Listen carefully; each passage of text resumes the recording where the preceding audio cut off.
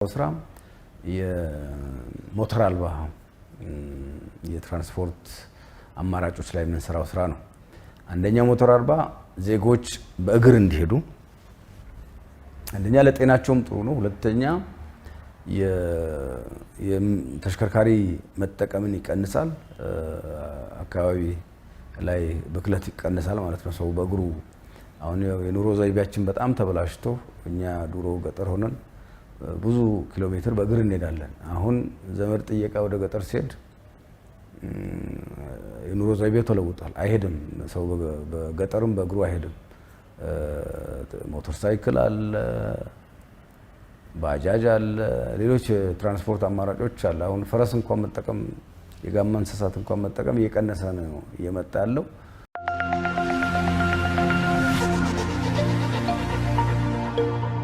ልብ የሚያስደስት ዜና! ሱቆትን በመሃል መርካቶ መኖሪያውን ደግሞ መሃል ፒያሳ ልናደርግልዎት ዝግጅት ላይ ነን። ነፋሻማ በሆነው አራዳ ፓርክ ፊት ለፊት ከ771 ሺህ ብር ጀምሮ ከባለ 1 እስከ ባለ 3 መኝታ ቀድመው ለመጡ ደንበኞቻችን እስከ 30 በመቶ በሚደርስ ልዩ ቅናሽ ለሽያጭ አቅርበናል። ከ3.6 እስከ 9.9 ሚሊዮን ብር ድረስ እጅግ ዘመናዊ አፓርትመንቶችን ከተለያዩ ፋሲሊቲዎች ጋር ለሽያጭ አቅርበናል። የባንክ አማራጭ ለምትፈልጉ ደንበኞቻችንም ተዘጋጅተን እየጠበቅን ነው። እንዲሁም የንግድ ሱቅ ፈላጊዎች በመሃል መርካቶ ተክለ ሃይማኖት እያስገነባ ነው በሚገኘው የገበያ ማዕከል ሱቅ ከነገበያው ለሽያጭ አቅርበናል። ለበለጠ መረጃ በ0945 24 14 17 ይደውሉ። ኢትዮጵያዊ በአድዋ ጊዜ አባቶቻችን እናቶቻችን የህይወት ዋጋ የሚጠይቅ የሀገር ፍቅር የህዝብ ፍቅር ይዘው ህይወታቸውን ገብረው ሀገራችንን ነፃነቷን አስጠብቀው እኛም ኩራት የሚሰማን ዜጋ ከሌሎች የአፍሪካ ሀገራት ቀኝ ከተገዙ ሀገራት በተለየ ሁኔታ በራስ መተማመን ያለ ለነፃነታችን የማንደራደር ኩሩ ዜጋ እንድንሆን ሀገርም እንዲኖረን ያደረጉት አርበኛ ሆነው ህይወት የሚጠይቅ ዋጋ ከፍለው ነው። እኔ በምዕራብ ሴክተር ደግሞ በዚህ ሴክተር ያለ ሰው በዚህ ሴክተር የሚሰራ ሰው አርበኝነቱን የሚያረጋግጠው ዜጎቹን ህይወት በመጠበቅ ነው። ለዜጎች ለሀገር ለህዝብ መቆርቆር ማለት ነው አርበኝነት። ለህዝብና ለሀገር ቅድሚያ መስጠት ማለት ነው። ራስን አሳልፎ መስጠት ማለት ነው። እና በዘርፉም ያሉ ተዋናዮች ዜጎቻቸውን መውደድ አለባቸው። ዜጎቻቸውን ከወደዱ ካከበሩ ለህይወታቸው ዋጋ መስጠት አለባቸው። ለህይወታቸው ዋጋ ከሰጡ ደግሞ በጥንቃቄ ማሽከርከር፣ ሳይችሉ መንጃ ፍቃድ አለመስጠት፣ አለመቀበል፣ ብቁ ስልጠና ሳይሰጡ ፈተና አልፏል አለማለት፣ ቴክኒክ ምርመራም በተመለከተን እንግዲህ ስራቸውን በአግባቡ የሚሰሩ አሉ። አሽከርካሪ ማሰልጠኛም ቴክኒክ መመርመሪያም ከመንግስት አስፈጻሚዎችም ጥሩ በስራውን በአግባቡ የሚሰራ ትራፊክ አለ፣ ትራንስፖርት ተቆጣጣሪ አለ። በአንጻሩ ደግሞ ጥቂቶች የሚያበላሹ ሁሉ በጥቂቶች ብልሽት ነው ይሄ ሁሉ አደጋ የሚደርሰው እንጂ አብዛኛው አሽከርካሪም ስነምግባር ጠብቆ በቂ ችሎታ ኖሮት ህጉን ጠብቆ የሚያሽከረክር ነው። ለዛ ነው ሴክተሩ የሚንቀሳቀሰው። ለዛ ሁላችንም እንጠፋ ነበር ሁሉም አጥፊ ቢሆን ኖሮ። አብዛኛው ጥሩ ስራውን አውቆ ጠንቅቆ የሚሰራ በቂ ችሎታ ወስዶ የሚሰራ ነው። ከቴክኒክ መመርመሪያ ተቋማትም ስራቸውን በአግባቡ የሚሰሩ ያሉትን ያህል ተሽከርካሪውን ሳያዩ ብቃት ማረጋገጫ የሚሰጠዋል። እንግዲህ በየመንገዱ ለዚህ ነው ስፔኪዮ የሌለው ፍሬቻ የሌለው መብራት የሌለው በሩ በአግባቡ የማይገጥም ፍሬን የማይዝ እኔ ብዙ ጊዜ ፍሬን መያዝ የማይችሉ ታክሲዎች አዲስ አበባ ውስጥ ገጥመውኛል። ይሄ የሚሆነው በአግባቡ አስመርማሪውም በአግባቡ አለማስመርመር የሚመረምርም ተቋም ኃላፊነት የተሰጠው ተቋምም ይሄን ኃላፊነቱን በአግባቡ አለመወጣት ነው። እነዚህ ሁሉ ላይ ከግንዛቤ ማስጨበጥ ከግንዛቤ መፍጠር ጀምሮ ወደ ህጋዊ ጠበቅ ያለ ወደ ህጋዊ እርምጃም የምንሄድበትን ሁኔታ ላይ እየሰራን ያለ ነው። ግን ወደ መጨካከ ነው። አሁን በርካታ የአሽከርካሪ ማሰልጠኛ ተቋማት ተዘግቷል። በዚህ 6 ወር ክልሎች በተለይ አማራ ክልል እንኳን ብንወስድ ከ130 በላይ ተቋማትን ዘግቷል። የአሽከርካሪ ማሰልጠኛ ተቋማትን ሌሎችም እንዲሁ በየደረጃው እርምጃ እየወሰዱ ነው ያሉትና ወደዛ ከመሄድ ግን ሰዎች እና ተቋማት ራሳቸውን ቢያስተካክሉ ይቻላል። ለትንሽ ገንዘብ ብለው ዜጎቻቸው ህይወትና የሀገራቸው ንብረት አደጋ ላይ እየወደቀ ነውና ይሄ ደግሞ ነግበኔ ነው። አደጋው ምን ላይ እንዲቆም ሁላችንም እንግዲህ በእግርም እንሄድ ይሆናል፣ ወክም እናደርግ ይሆናል።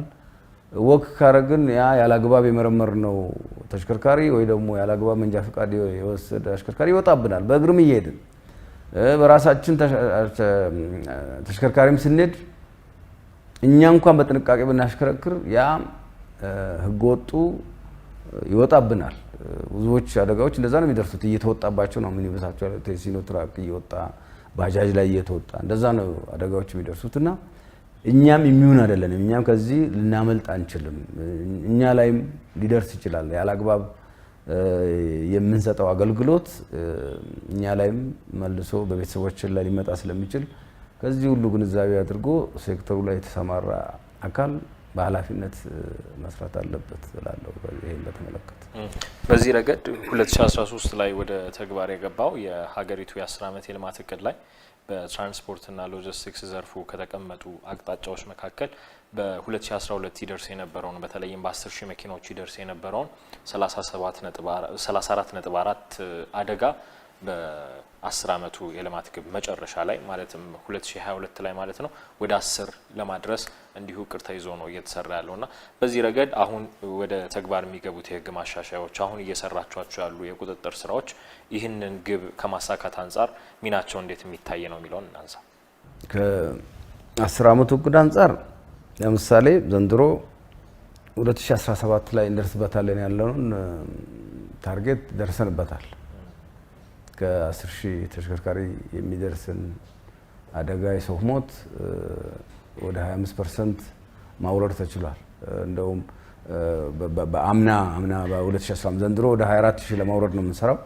ይሄ ወደ 24% ይሄ የ2017 እቅድ ነው እና ዘንድሮ እየቀደምን እየደረስን ነው። ይሄ በቂ አይደለም ነው እኔ ያልኩ ያለሁት። ይሄ ዜጎቻችን ህይወት በገፍ እየሞተ እያለ ቁጥር ብቻ እየቆጠርን 24% ሆነ 23% እየሆነ ሆኗል ብለን መሄድ ብቻ በቂ አይደለም። ይሄን ነገር ደግሞ ከሰራንበት መቆጣጠር ይቻላል፣ መቀነስ ይቻላል፣ በመሰረታዊነት መቀነስ ይቻላል። ቁጥሩን ከዚህ በላይ መቀነስ አለብን የሚል ነው አሁን የሚኒስቴር መስሪያ ቤቱ እና የሴክተሩ አቋም። ከዚህ በላይ ይሄ የጅምላ ሞትን ቢያንስ ወደ ዜሮ ማስጠጋት አለብን። ዜሮ እንኳን ማድረግ ባንችል ወደ ዜሮ ማስጠጋት አለብን። ይቻላል። አሽከርካሪዎቻችን ቢጠነቀቁ ከዚህ ጋር ተያያዥ ያላቸው የመንግስት አካላት፣ የማሰልጠኛ ተቋማት፣ ምርመራ ተቋማት ሁላችንም የድርሻችንን ብንወጣና ስራችንን በአግባቡ ብንሰራ በብዙ እንትን መቀነስ ይቻላል። ለዛ ነው እየሰራን ያለነው እንጂ ከእቅዱ አንጻር ቀድመን እየሄድን ያለነው። መልካም። በዚሁ ወደ ሌላኛው የትራንስፖርት ዘርፉ ሀሳብን እንቀጥልና በተለይም ሀገሪቱ እየተከተለችው ካለው አረንጓዴ ኢኮኖሚን በመገንባት ረገድ የተለያዩ ውጤታማ ስራዎች እየተሰሩ እንደሆኑ ይታወቃል።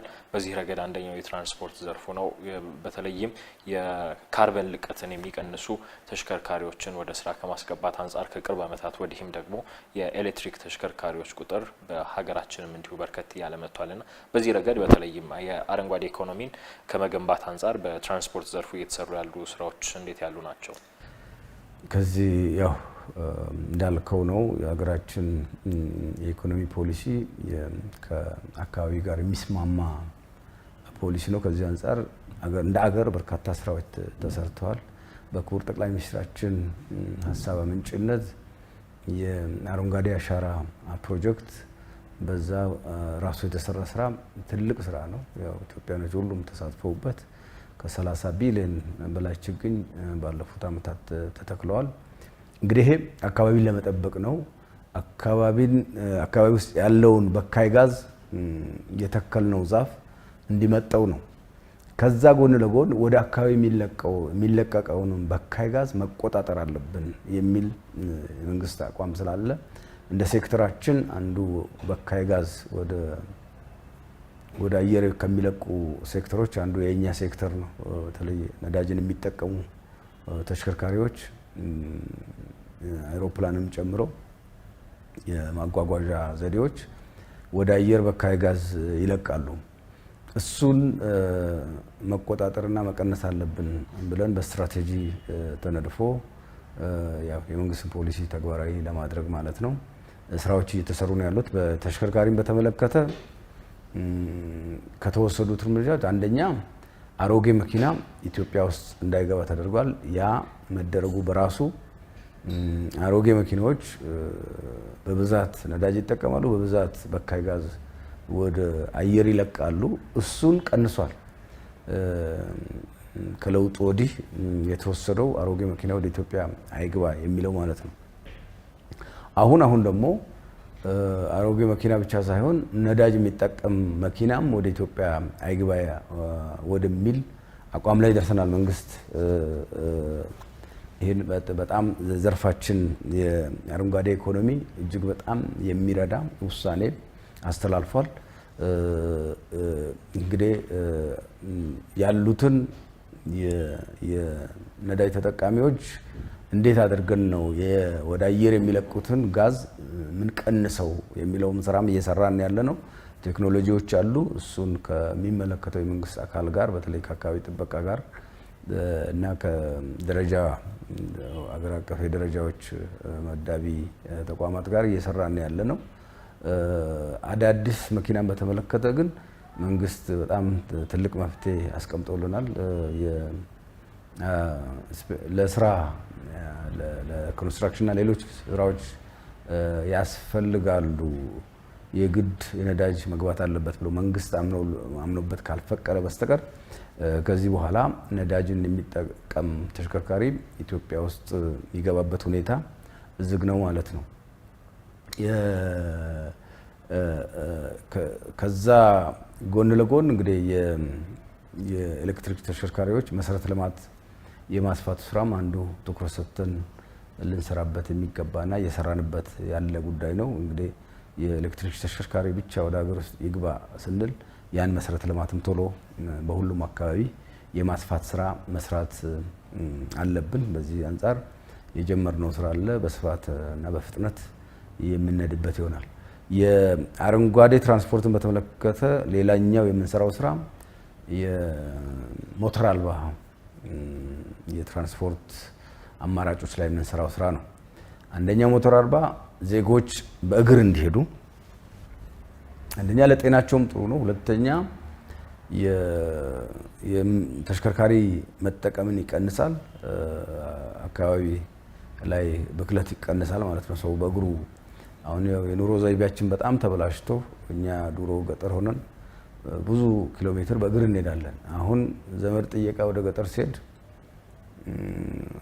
የኑሮ ዘይቤው ተለውጧል። አይሄድም ሰው በገጠርም በእግሩ አይሄድም።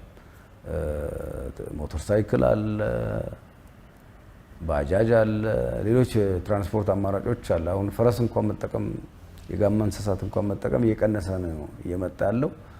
እሱ ባህል ጥሩ አይደለም። ይሄ የኑሮ እግርን በእግር መጓዝን እየተዉ የመሄዱ ባህል ጥሩ አይደለም። ሰው ወክ ማድረግ አለ፣ በእግራቸው መሄድ አለባቸው። ጤናቸው ይጠበቃል፣ አካባቢ ይጠበቃል። እና ለዚህ ደግሞ በተለይ በከተሞች ሰዎች በእግራቸው የሚሄዱበት የእግር መሄጃ መንገድ መሰረተ ልማት መሰራት አለበት። መንገዶች ሲሰሩ በከተማ ውስጥ ይህን ታሳቢ ያደረገ መሆን አለበት። ሌላው ሳይክል ነው። የሞተር አልባ ሳይክል ወይ ደግሞ ባይሳይክል የሚባለውን እሱም መጠቀም ነው። እሱም ኢትዮጵያ አንዳንድ ከተሞች የምናውቃቸው በሳይክል መጠቀም እንደነ ባህር ዳር፣ ሐዋሳ፣ ባቱ የመሳሰሉት ወደ ኋላ የመመለስ አዝማሚያ ነበረ። አሁን በሴክተሩ በተደረገው እንቅስቃሴ ከተሞች እንዲወዳደሩ ከተሞች መሰረተ ልማት የመንገድ መሰረተ ልማት ሲገነቡ የሳይክል መሄጃ መንገድን ታሳቢ እንዲያደርጉ ዜጎች ሳይክል እንዲጠቀሙ የማበረታታት የማስተዋወቅ ስራዎች እየሰራን ያለ ነው።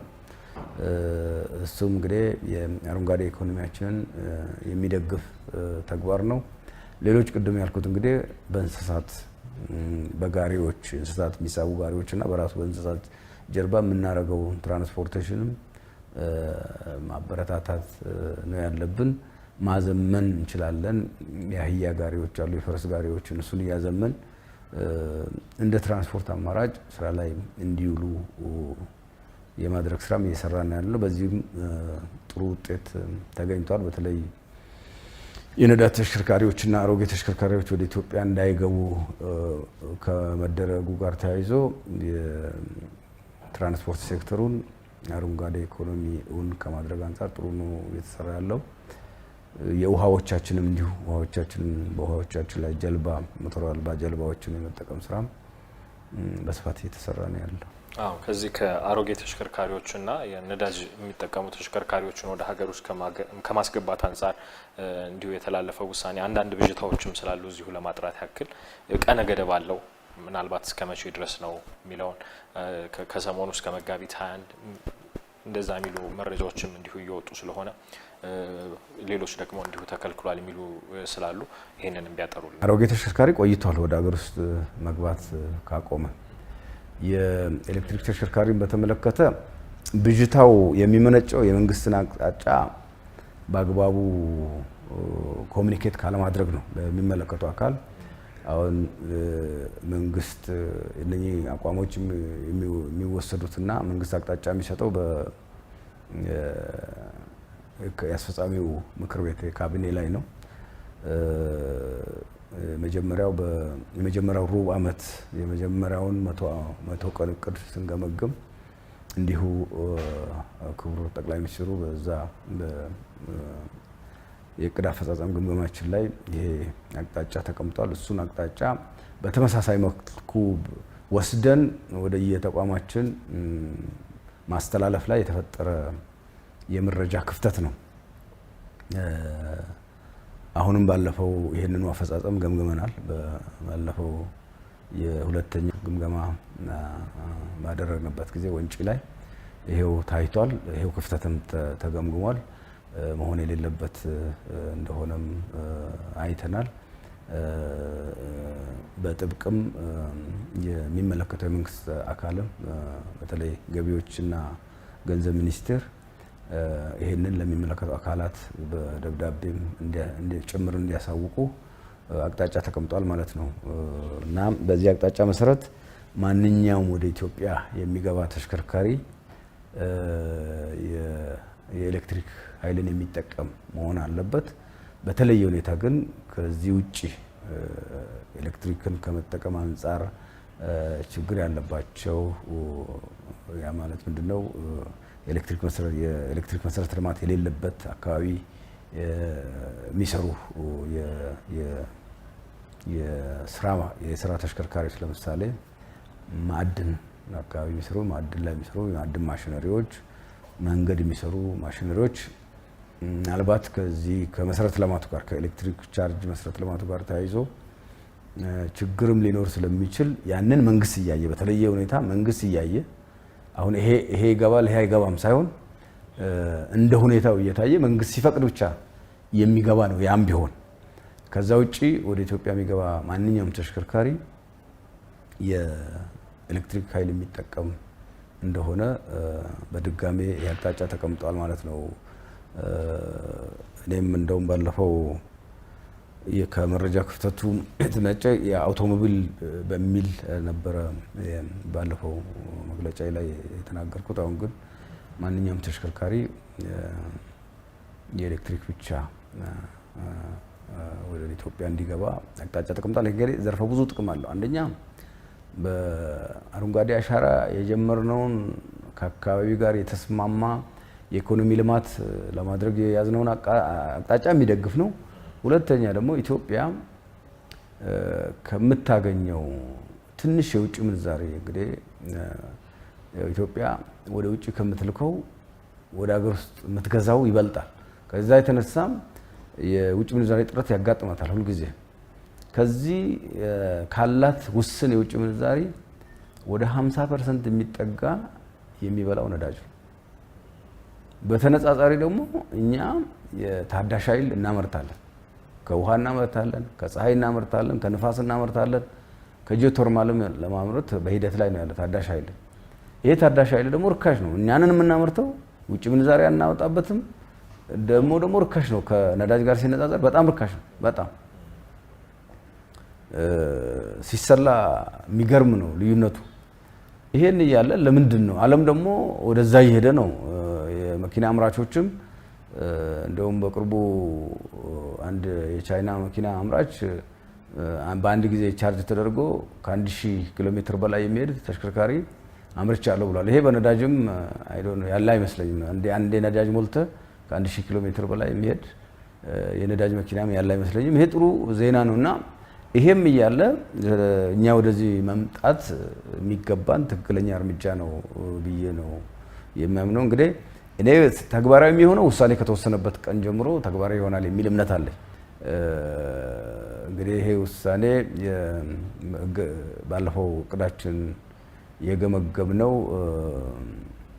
የካቲት ማክሰኞ ነው ረቡዕ ነው የካቲት 26 እና 7 ነው እና እኔ ከየካቲት 27 ጀምሮ ተግባራዊ ይሆናል የሚል ነው ያለኝ።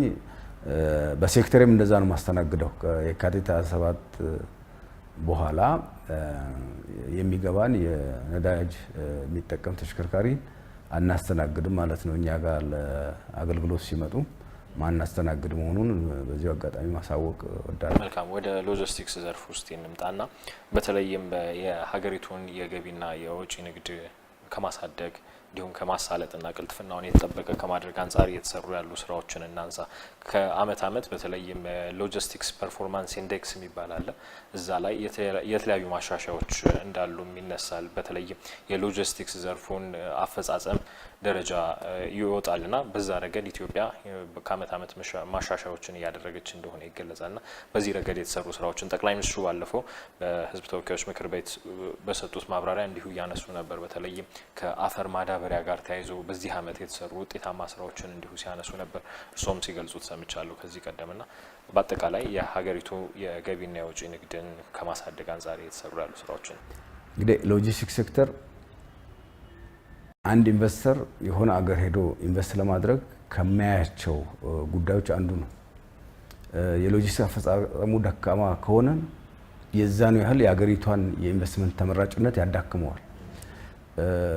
ከዚህ አንጻር ካየነው የሎጂስቲክስ አፈጻጸማችን ቅድም የሎጂስቲክስ ፐርፎርማንስ ኢንዴክስ ያልከው ከዓለም ሀገራት አንጻር ሲታይ አነስተኛ ደካማ ነው። እሱን ለማሻሻል እርምጃዎች ተወስደዋል፣ እየተሰሩ ነው ያሉት።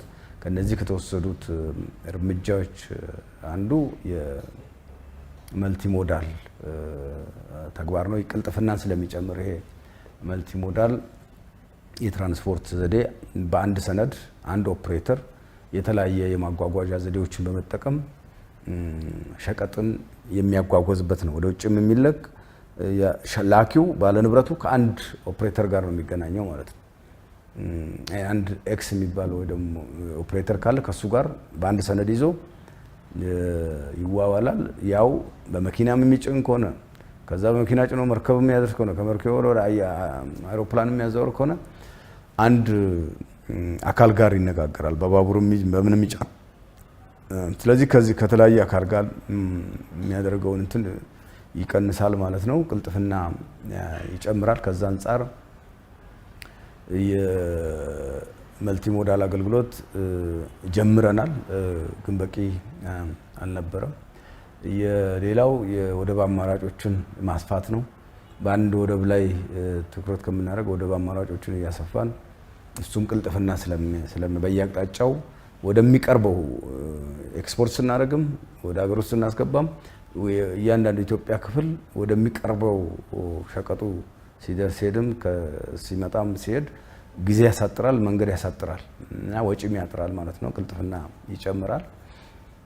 እሱ ላይም ስራዎች ተሰርተዋል። ሌላው የወደብ ቆይታ፣ የአንድ መርከብ የወደብ ቆይታ፣ መርከቦቻችን የወደብ ቆይታን መቀነስ ነው። እሱም ላይም ትልቅ ለውጥ መጥቷል። የወደብ ቆይታን ወደ 11 ቀን ዝቅ ማድረግ ተችሏል። ከዚህ በፊት በርካታ ቀናት ይፈጅ የነበረውን እሱም የሎጂስቲክስ ቅልጥፍናችንን ያሻሻለበት ሁኔታ ነው ያለው። ከዛ ውጪ የሎጂስቲክስ ቅልጥፍናን ከማሻሻል አንጻር የተወሰደው እርምጃ ጅቡቲ ሄዶ ይታሸግ የነበሩ በኮንቴነር ይታሸጉ ነገሩ የነበሩ እንደ ቡና ያሉ ምርቶችን አገር ውስጥ አሽጎ መላክ ተችሏል። ቡናናው ሙሉ በሙሉ አገር ውስጥ አሽገን ኮንቴነር አድርገን ጅቡቲ መላክ ጀምረናል። ይሄ እዛ ጅቡቲ ሄዶ ኮንቴነር ለማሸግ የሚወስድ የነበረውን ጊዜና ወጪ በጣም ቀንሶልናል። ሌሎች ምርቶችንም እንደዛ የማድረግ ስራ በቀጣይነት እየተሰራ ነው ያለው። ከዛ ውጪ በቴክኖሎጂ መደገፍ ነው። የፍሰቱን በቴክኖሎጂ መቆጣጠር እና በቴክኖሎጂ የተደገፈ ስራ መስራት ነው። ከዛ አንፃር ባለፉት አመታት በርካታ ስራዎች ተሰርተዋል። በተለይ የኢትዮጵያ ጉምሩክ ኮሚሽን የኤሌክትሮኒክ ካርጎ ትራኪንግ በኤሌክትሮኒክ ዘዴ የካርጎዎችን ወደ ውጭም ወደ ሀገር ውስጥም የሚሄዱ ጭነቶችን መቆጣጠር፣ የት እንዳሉ በምን ፍጥነት እየሄዱ እንደሆኑ የት ቆመው ምን አደረጉ የሚለው ቁጭ ብሎ ቢሮ ቁጭ ብሎ መቆጣጠር የሚቻልበትን ዘዴ አልምቶ ጨርሷል። ከሚመለከተው አካል ጋር በተለይ ከኢትዮጵያ አርቲፊሻል ኢንተለጀንስ እና ኢንሳ ጋር ያንን እንትን ብሎ የሙከራ ስራዎችንም ጀምሯል።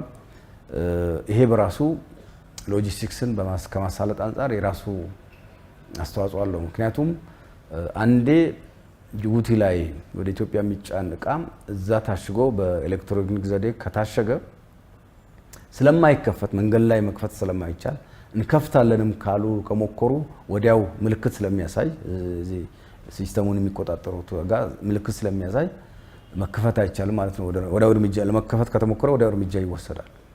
ያ ስለሚሆን ከጅቡቲ የተጫነ እቃ ለፍተሻ በየኬላው አይቆምም ማለት ነው። ቀጥ ብሎ ወደ መዳረሻው ይመጣል። እሱ ፍጥነት ይጨምራል፣ ወጪ ይቀንሳል። መንገድ ላይ የሸቀጦች መጥፋትንም ይቀንሳል፣ ወይ ደግሞ ባዕድ ነገር መቀላቀልንም ይቀንሳል። ለምሳሌ ነዳጆቻችን ውስጥ ቀንሰው ሌላ ውሃን የመሳሰሉ ባዕድ ነገሮችን የመሙላት እሱ ሁሉ ይቀንሳል። መክፈት አይቻልም ማለት አንዴ እቃው ታሽጎ ወይ ደግሞ ነዳጁን ቦቴ ከሆነም ቦቴም ታሽጎ ከዛ ከተነሳ መጨረሻ ላይ የሚመለክ ያው ያሸገው ጉምሩክ ከፍቶ እቃውን እስከሚያራግፍ ድረስ ስለማይከፈት ቅልጥፍናን ይሄ በራሱ ይጨምራል። እኛም ይሄንን ስርዓት ከኛ ሚኒስቴር መስሪያ ቤት ጋር የማያያዝ ስራ እየሰራን ነው የምንገኘው በጋራ።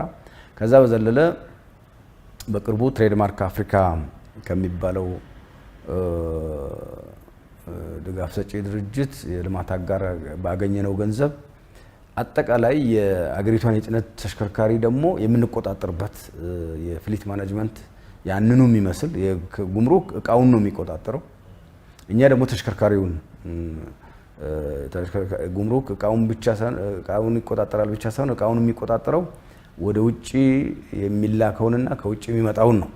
እኛ ግን አጠቃላይ አገሪቷ ውስጥ የሚንቀሳቀሰውን የጭነት ተሽከርካሪና የጭነት ሁኔታ ለመቆጣጠር ሁሉም የጭነት ተሽከርካሪዎችን በኤሌክትሮኒክ ዘዴም መቆጣጠር የምንችልበት ቢሮ ቁጭ ብለን መቆጣጠር የምንችልበት ስንት ተሽከርካሪ ስራ ላይ አለ፣ ስንት ተሽከርካሪ ተደብቆ አለ።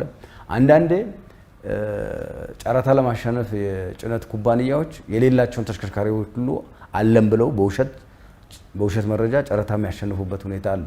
በኋላ ጨረታው ከተሸነፈ ቦታ ይጫን ሲባል ተሽከርካሪ ጠፍቶ ጭነቱ በአግባቡ በጊዜው የማይነሳበት ሁኔታ አለ። ይህን ሁሉ ለመቅረፍ እኛም ጨረታ አውጥተን ጨረታው አሸናፊ ታውቋል። በሚቀጥለው አርብ ማርች 14 ሐሙስ ይመስለኛል ውል እንፈራረማለን ከሚሰራው አካል ጋር። ይሄ በዋናነት የሎጂስቲክስ አፈጻጸማችንን በመሰረታዊነት ይቀይረዋል። ምናልባትም ከዓለም ጋር ተወዳዳሪ ማድረግ የምንችልበት ደረጃ ያደርሰናል ብለን አምናለሁ። ከዛ በተረፈ መልቲ ሞዳልን በተመለከተ ከ2004 ጀምሮ ተጀምሯል በኢትዮጵያ ውስጥ መልቲ ሞዳል። ግን እስካሁን የመልቲ ሞዳል አገልግሎት ሲሰጥ የነበረው የኢትዮጵያ ባህር ትራንስፖርትና ሎጂስቲክስ አገልግሎት ብቻ ነው። ይሄንን ወደ ግልም አሳትፈን የመልቲ ሞዳል አገልግሎታችንን ማስፋት አለብን ብለን ከአምና ነው ስራችንን የጀመርነው።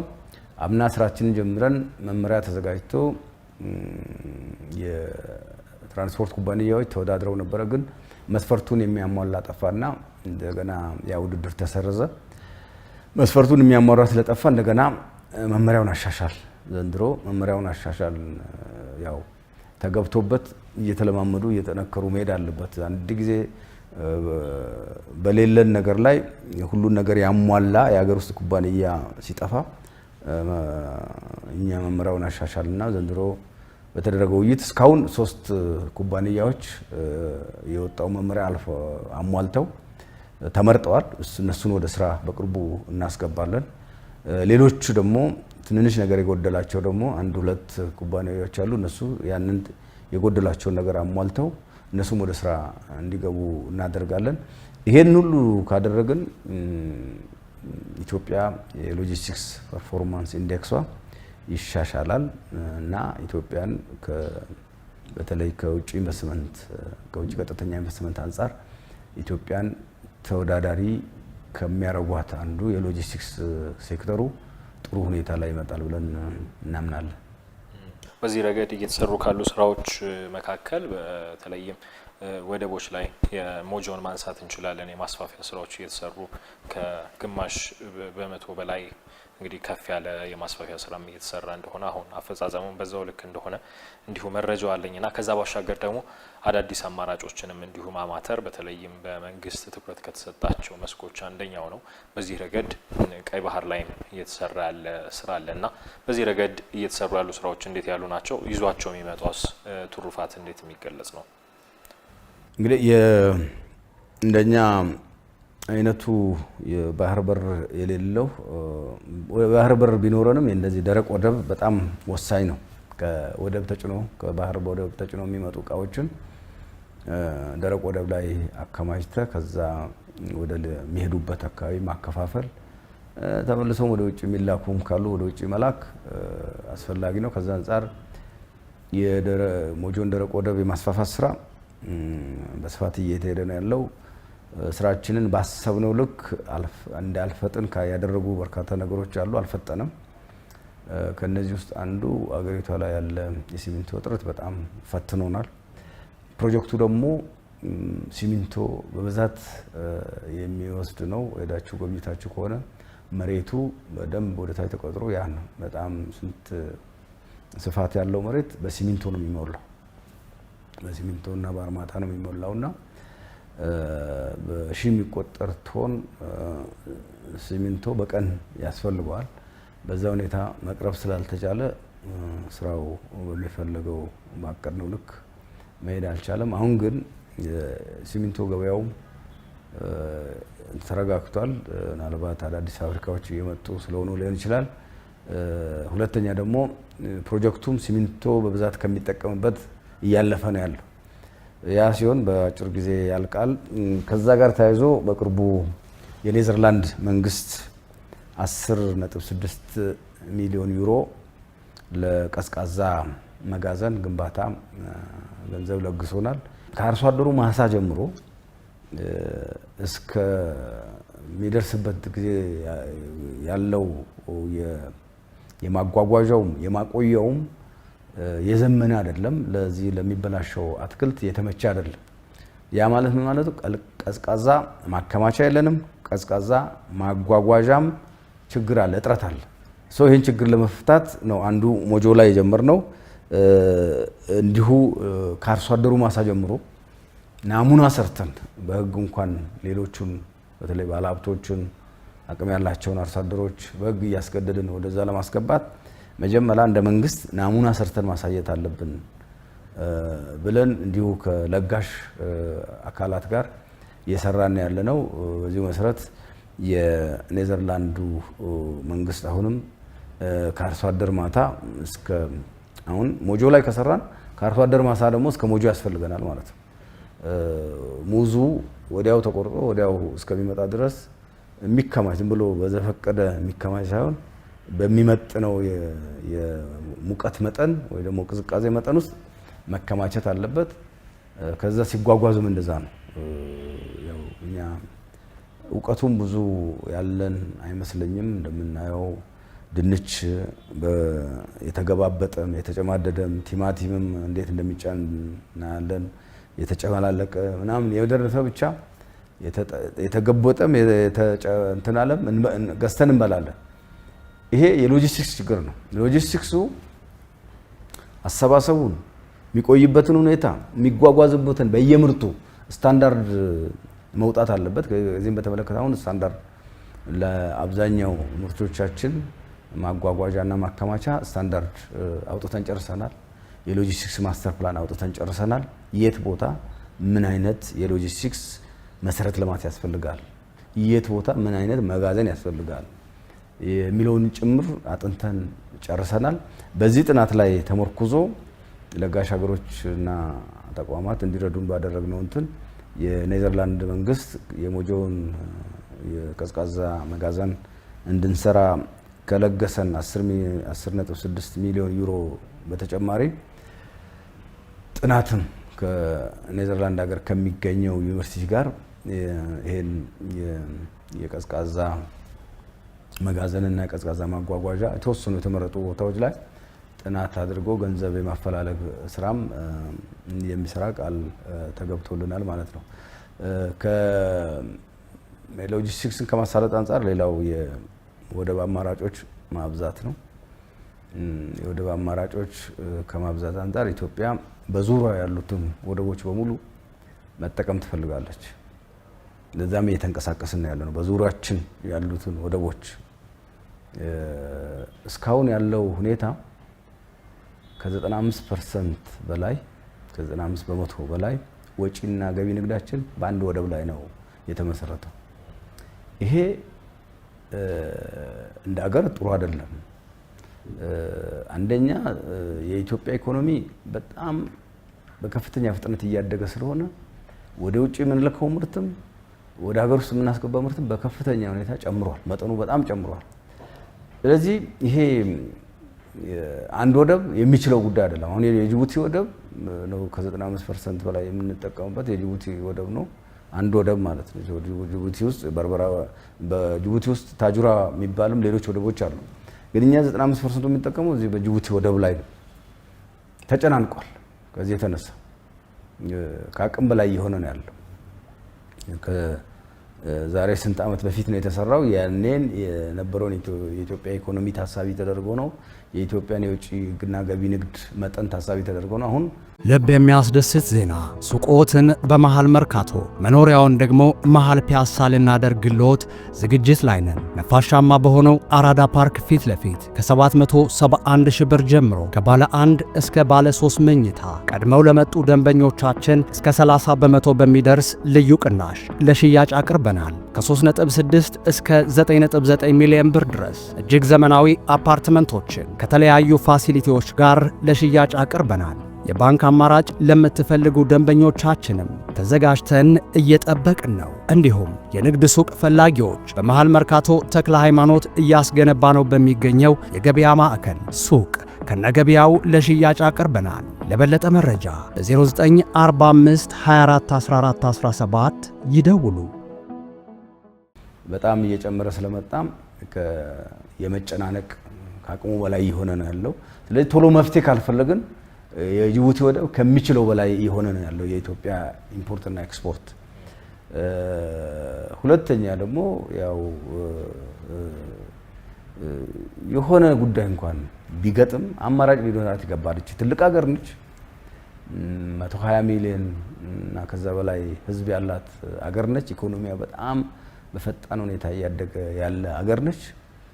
እንደው አይበለውና የመሬት መንቀጥቀጥ እንኳን ደርሶ መንገዱ ቢቋረጥ በአንድ ወደብ ላይ እንትን ማለቱ አደጋ አለው ማለት ነው። ከዚህ አንጻር አማራጭ ወደቦችን ያፈላለግን የመጠቀም ስራ እየተሰራ ነው ያለው። በቅርቡ ላሙ ወደብ በኩል ገቢ ንግዳችንን እንትን ማድረግ እንጀምራለን። የማዳበሪያ ግዢንና ስርጭትን የሚከታተል ቦርድ በቅርቡ ማዳበሪያ መርከብ በዛ እንዲታዘዝ በላሙ ኬንያ ባለው የላሙ ወደብ እንዲታዘዝ ውሳኔ አስተላልፏል። ስለዚህ በቅርቡ ምናልባት እናንተም ባላችሁበት የመጀመሪያውን የማዳበሪያ መርከብ ላሙ ላይ እንቀበላት ይሆናል። ይህ እንግዲህ ከዛም ወደ ኤክስፖርቱም እንጀምራለን። በተለይ አሁን የቦረና ኬንያዋ ጠረፍ ላይ ያሉ የሶማሌ የደቡብ ህዝቦች እንስሳት ከዛ ከኬንያ ጠረፍ ተጭነው መተው በሞጆ አድርገው ወደ ጅቡቲ ነው የሚሄዱት። የእንስሳት ይሄም በቅርበት እዛ ላሙ ወደብ እያለ በዚህ አጋጣሚ የላሙ ወደብ ለኢትዮጵያና ለሱዳን ለደቡብ ሱዳን ታሳቢ ያደረገ ነው የተሰራው፣ ለማንም አይደለም። ሌሎች ጎረቤት ሀገሮቻችንም ወደብ ሲገነቡ ኢትዮጵያን ነው ታሳቢ የሚያደርጉት። በርበራም ሲገነባ ኢትዮጵያን ነው ታሳቢ ያደረገው። የባህር በር የማግኘት ጉዳይ እንግዲህ ይሄ ከሸቀጥ ወደ ውጭ መላክ ወደ ሀገር ውስጥ ማስገባት በላይ ነው። ይሄ ኢትዮጵያ ያው ስትፈጠር እንደዚህ አልነበረችም። ስትፈጠር የባህር በር ያላት አገር ነበረች። ቀይ ባህርን የምትቆጣጠር አገር ነበረች። እንግዲህ አላውቅም በእኛም ስህተት በውጭ ጠላቶቻችን ሴራና ጫና ይመስለኛል የባህር በር እያጣን መተን ባለፈው 30 ዓመት ደግሞ ጭራሽ በር የተዘጋባት ሀገር ሆነናል። ይሄ ትክክል አይደለም፣ ፍትሃዊም አይደለም። እኔ እንጃ በኢትዮጵያ ደረጃ በርካታ ከመቶ ሚሊዮን በላይ የሚቆጠር ህዝብ ኖሮት ለዛውን ባህር ቅርብ እያለ የባህር በር የሌለው ሀገር ኢትዮጵያ ብቻ ትመስለኛለች በዓለም ላይ። ይህም ደግሞ በኢፍትሃዊ በሆነ መልኩ ያጣች ሀገር ነች። ይሄ በእኔ እምነት ፍትሃዊ አይደለም። ኢትዮጵያ ያለ ባህር በር እንድትቆይ መደረጉ እንድትኖር መደረጉ ፍትሃዊ አይደለም። ስለዚህ ይሄን ፍትሃዊነትን የማረጋገጥ ጥያቄ ማቅረብ ለዓለም ህዝብ ጥያቄ ማቅረብ የፍትሃዊነት ጥያቄ ነው። ሁለተኛ ደግሞ የጋራ ተጠቃሚነት ጥያቄ ነው። የጋራ ሰላማችንን የጋራ ልማታችንን የማረጋገጥ ጥያቄ ነው። ኢትዮጵያ እየተቸገረች ኢትዮጵያ እየተበጣበጠች የሚደላው የጎረቤት ሀገር አይኖርም። ምክንያቱም ኢትዮጵያ ብዙ ነው። ኢትዮጵያ ውስጥ ችግር ተፈጥሮ ሰው ከፈለሰ እንኳን ጎረቤት ሀገሮች ከሚይዙት ህዝብ በላይ ነው የሚሆነው። ያጠልቀልቃቸዋል፣ ያጨናንቃቸዋል።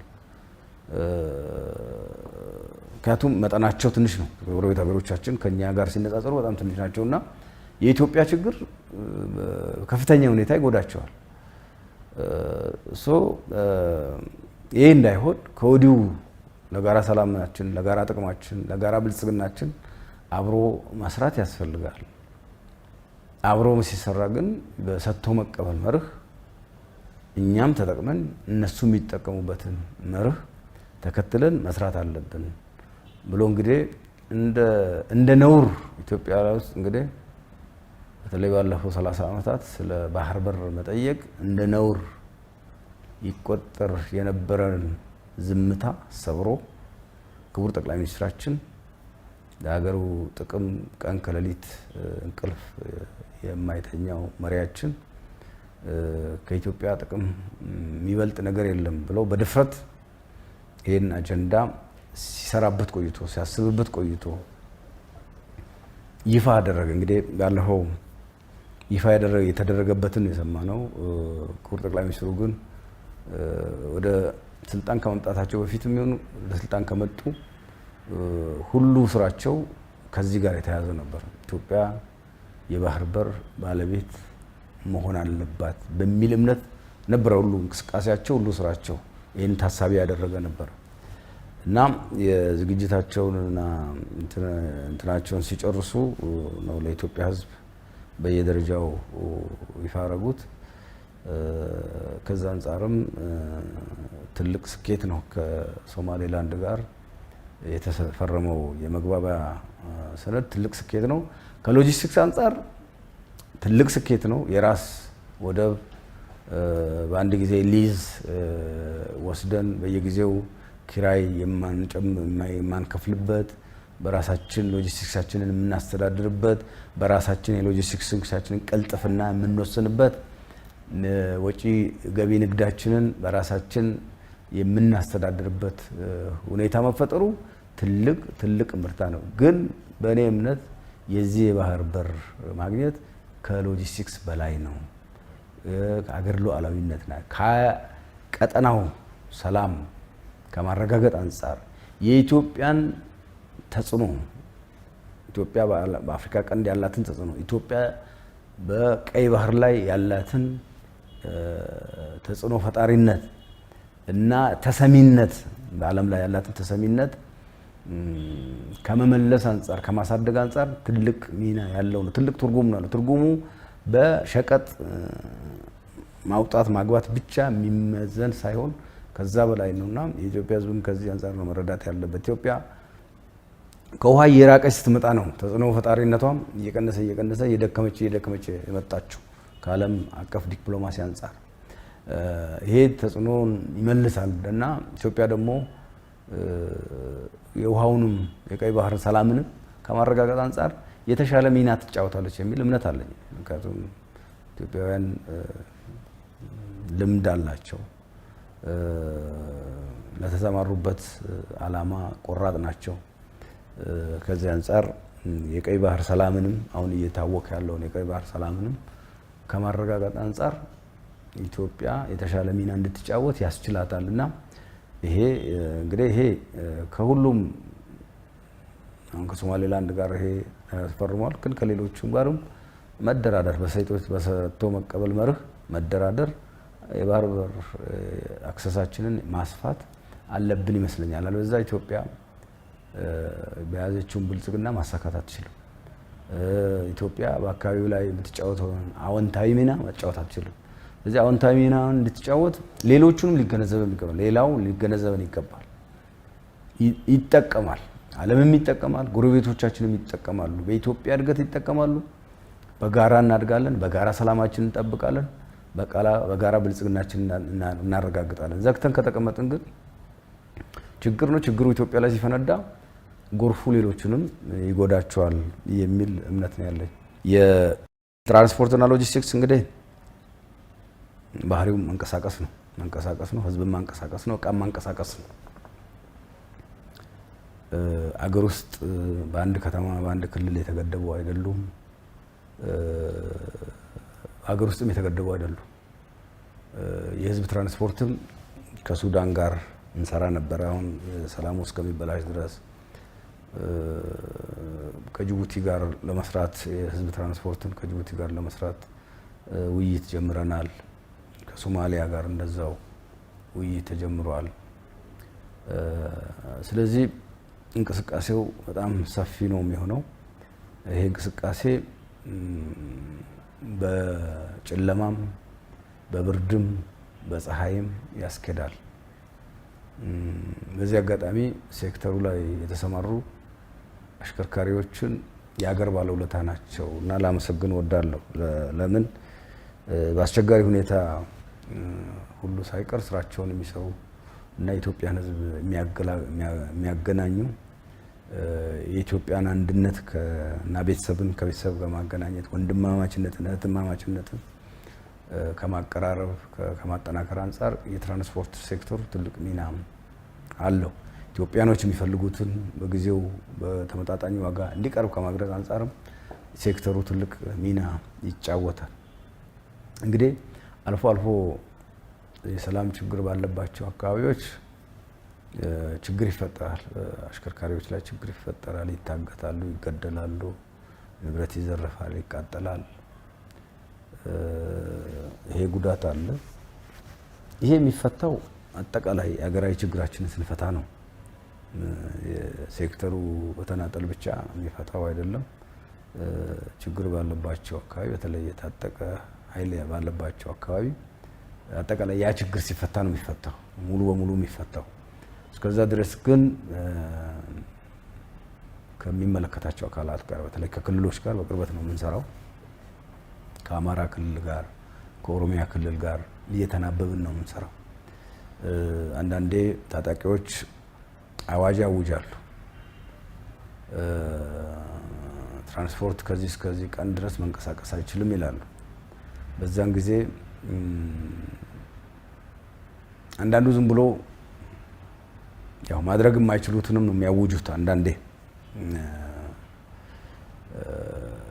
አሁን ታጣቂዎች ኢትዮጵያ ላይ ያለውን የትራንስፖርት እንቅስቃሴ ማቆም አይችሉም፣ የላቸውም፣ የዛን አቅም የላቸውም። የተወሰነ አካባቢ አሉ፣ በጣም የተወሰነ እና አብዛኛው የኢትዮጵያ አካባቢ በሰላም ነው የሚንቀሳቀሰው። አንዳንድ ቦታ ታጣቂዎች እንቅስቃሴ ባለበትም አካባቢ የክልል የጸጥታ አካልና የፌዴራሉ የጸጥታ አካል በተናበበ ሁኔታ ስለምንሰራ በሰላም ነው እንቅስቃሴው ያለው። ስለዚህ በአብዛኛው የትራንስፖርት እንቅስቃሴው ሰላማዊ ነው። በአብዛኛው የኢትዮጵያ አካባቢ ሰላማዊ ነው። ግን እንዳልከው አንድ ቦታ የሰላም ችግር ካለ፣ የጸጥታ ችግር ካለ ያን ቦታ አልፎ የሚሄድ የትራንስፖርት እንቅስቃሴ ይገደባል።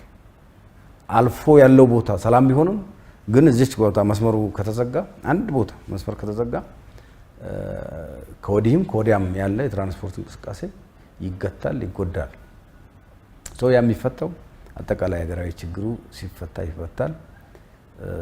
አስፈላጊ የሆኑ ቦታዎች ግን እየተናበብን እንሰራለን። ለምሳሌ የሚታወቅ እና አደጋው ይኖራል ተብሎ በሚታመንበት አካባቢ በጥበቃ እያደረግን ትራንስፖርቱ እንዲንቀሳቀስ የማድረግ ስራ እንደዛ ይሰራል። በዛ መልኩ ትራንስፖርቱ እንዲሳለጥ ይደረጋል። ዘርፉ በጣም እጅግ ሰፊ ስለሆነ ያው ሰፋ ያለ ሰዓት ወስደን ተወያየን። ያላነሳናቸው ጉዳዮችን በተለይ ከመሰረተ ልማት ጋር የተያዙት ከአየር መንገድ ከባቡር ጋር የተያዙትን ያላነሳናቸው በርከት ያሉ ናቸው። ነገር ግን በዚሁ እንቋጨው ካለን ሰዓት አንጻር እርስዎ ግን ባይዘለሉ ቢጠቀሱ የሚሏቸውን ነጥቦች ያንሱልንና እናጠቃለን። እንግዲህ ሌላ ጊዜ በሌላ ፕሮግራም ብንመለስ ነው የሚሻለው። እንዳልከው ዘርፉ ሰፋ ያለ ዘርፍ ነው። በሌሎቹ መሰረተ ልማትን በተመለከተ ባነሳቸው ይሄን መልክ ስለሚወስድ ሌላ ጊዜ ብንመለስበት ነው የሚሻለው።